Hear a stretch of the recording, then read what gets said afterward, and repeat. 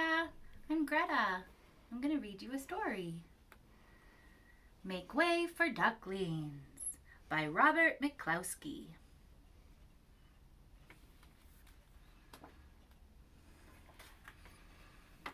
Mr. and Mrs. Mallard were looking for a place to live. But every time Mr. Mallard saw what looked like a nice place, Mrs. Mallard said it was no good. There were sure to be foxes in the woods or turtles in the water, and she was not going to raise a family where there might be foxes or turtles.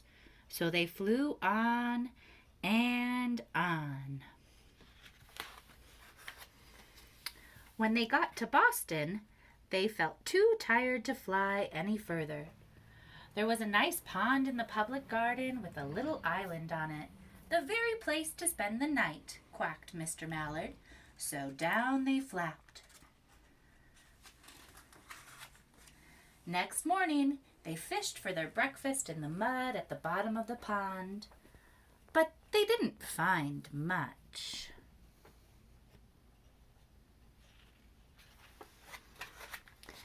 Just as they were getting ready to start on their way, a strange, enormous bird came by.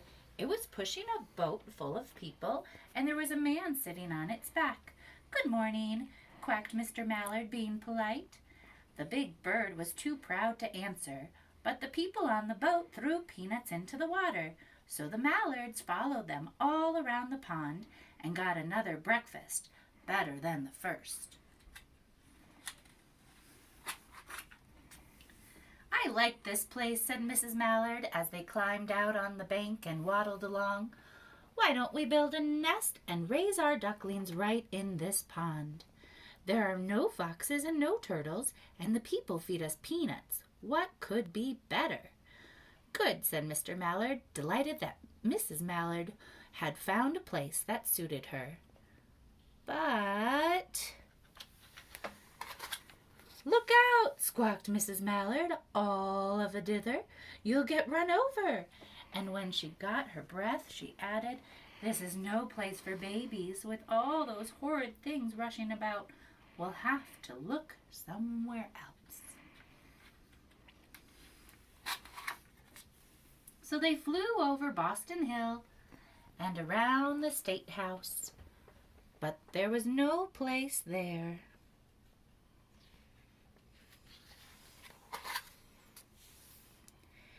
They looked in Louis Fair Square, but there was no water to swim in.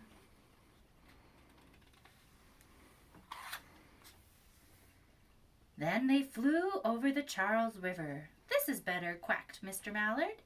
"That island looks like a nice quiet place, and it's only a little way from the public garden." "Yes," said Mrs. Mallard, remembering the peanuts. "That looks like just the right place to hatch ducklings."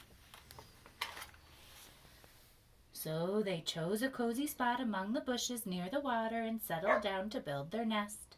And only just in time, for now they were beginning to molt. All their old wing feathers started to drop out, and they could not be able to fly again until the new ones grew in. But of course they could swim, and one day they swam over to the park on the riverbank, and there they met a policeman called Michael. Michael fed them peanuts, and after that the Mallards called on Michael every day. After Mrs. Mallard had laid 8 eggs in the nest, she couldn't go to visit Michael anymore because she had to sit on her eggs to keep them warm. She moved off the nest only to get a drink of water or to have her lunch or to count the eggs and make sure they were all there. One day the ducklings hatched. First came Jack, then Cack, and then Lack, and then Mack, and then Knack, and then Ock, and then Pack and Quack. Mr. and Mrs. Mallard were bursting with pride. It was a great responsibility taking care of so many ducklings, and it kept them very busy. One day Mr. Mallard decided he'd like to take a trip to see what the rest of the river was like further on. So off he set. I'll meet you in a week in the public garden, he quacked over his shoulder. Take good care of the ducklings. Don't worry, said Mrs. Mallard. I know all about bringing up children. And she did. She taught them how to swim and how to dive.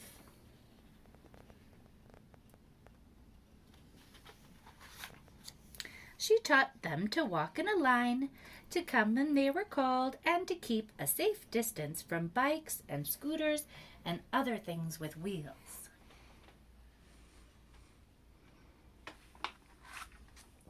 When at last she felt perfectly satisfied with them, she said one morning, "Come along, children, follow me." Before you could wink an eyelash, Jack, Quack, Lack, Mack, Knack, Ock, Pack, and Quack fell into line just as they had been taught. Mrs. Mallard led the way into the water, and they swam behind her in the opposite bank.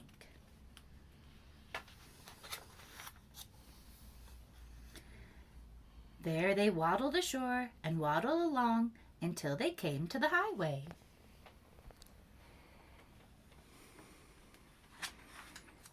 Mrs. Mallard stepped out to cross the road. Honk, honk went the horns on the speeding cars. Quack went Mrs. Mallard as she tumbled back again. Quack, quack, quack, quack, quack went Jack, Cack, Lack, Mack, Knack, Ock, Pack, and Quack, just as loud as their little quackers could quack. The cars kept speeding by and honking, and Mrs. Mallard and the ducklings kept right on quacking and quacking and quacking. They made such a noise that Michael came running, waving his arms and blowing his whistle. He planted himself in the center of the road, raised one hand to stop the traffic, and then beckoned with the other, the way policemen do, for Mrs. Mallard to cross over. As soon as Mrs. Mallard and the ducklings were safe on the other side and on their way down Mount Vernon Street, Michael rushed back to his police booth.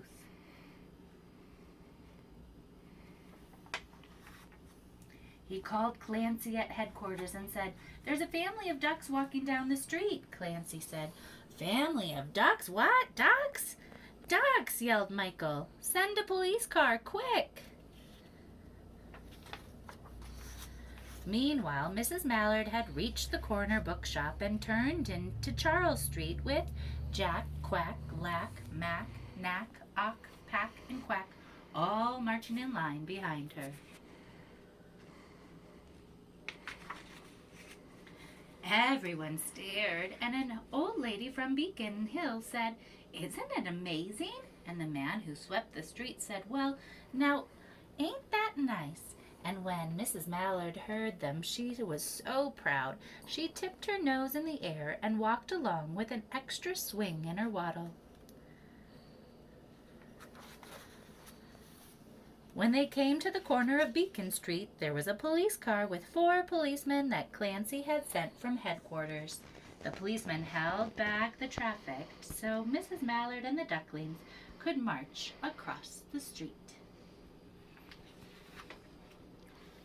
Right into the public garden.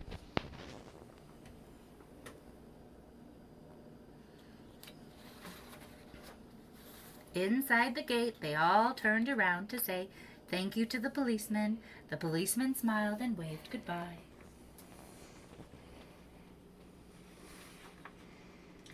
When they reached the pond and swam across to the little island, there was Mr. Mallard waiting for them, just as he had promised.